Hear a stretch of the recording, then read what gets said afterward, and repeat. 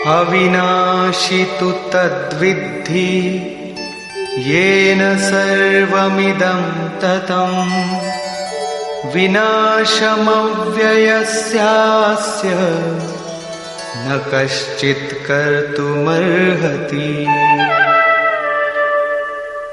नाश रहित तो वो है जिससे ये संपूर्ण जगत व्याप्त है। इस अव्ययस्य अविनाशी का विनाश करने में कोई समर्थ नहीं है।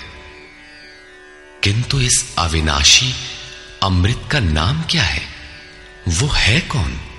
अंतवंत इमे देहा नित्यस्योक्ता शरीरिणः अनाशिनो प्रमेयस्य तस्माद्युध्यस्व भारत। अविनाशी, अप्रमेय, नित्य स्वरूप आत्मा के ये सभी शरीर नाशवान कहे गए हैं। इसलिए भरतवंशी अर्जुन, तू युद्ध कर। आत्मा ही अमृत है, आत्मा ही अविनाशी है जिसका तीनों कालों में नाश नहीं होता। आत्मा ही सत है, शरीर नाशवान है, यही असत है जिसका तीनों कालों में अस्तित्व नहीं है। शरीर नाशवान है, इसलिए तू युद्ध कर। इस आदेश से यह स्पष्ट नहीं होता कि अर्जुन केवल कौरवों को मारे। पांडव पक्ष में भी तो शरीर ही खड़े थे। क्या पांडव के शरीर अविनाशी थे? यदि शरीर नाशवान है तो श्री कृष्ण किसकी रक्षा में खड़े थे? क्या अर्जुन कोई शरीरधारी था? शरीर जो असत है, जिसका अस्तित्व नहीं है, जिसे रोका नहीं जा सकता, क्या श्री कृष्ण उस शरीर की रक्षा में खड़े हैं?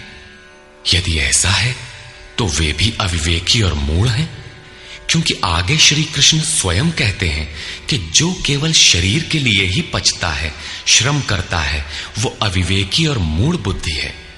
वो पापायु पुरुष व्यर्थ ही जीता है। अंततः अर्जुन कौन था? वस्तुतः अनुराग ही अर्जुन है। अनुरागी के लिए इष्ट सदैव रथी बनकर साथ में रहते हैं, सखा की भांति उसका मार्गदर्शन करते हैं। आप शरीर नहीं है। शरीर तो आवरण है, रहने का मकान है। उसमें रहने वाला अनुराग पूरित आत्मा है। भौतिक युद्ध, मारने काटने से शरीरों का अंत नहीं होता। यह शरीर छूटेगा तो आत्मा दूसरा शरीर धारण कर लेगा। इसी संदर्भ में श्री कृष्ण कह चुके हैं कि जिस प्रकार बाल्यकाल से युवा या वृद्धावस्था आती है, उसी प्रकार देहांतर की प्राप्ति होती है। शरीर काटेंगे तो जीवात्मा नया वस्त्र बदल लेगा। शरीर संस्कारों के आश्रित है और संस्कार मन पर आधारित है। मन एव मनुष्याणाम कारणम बंध मोक्षयोः।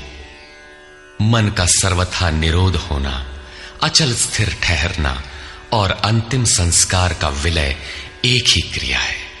संस्कारों की सतह का टूट जाना ही शरीरों का अंत है। इसे तोड़ने के लिए आपको आराधना करनी होगी, जिसे श्री कृष्ण ने कर्म या निष्काम कर्मयोग की संज्ञा दी है। कृष्ण ने स्थान स्थान पर अर्जुन को युद्ध की प्रेरणा दी, किंतु एक भी श्लोक ऐसा नहीं है जो भौतिक युद्ध या मारकाट का समर्थन करता हो। यह युद्ध सजातीय विजातीय प्रवृत्तियों का है, अंतर्देश में है।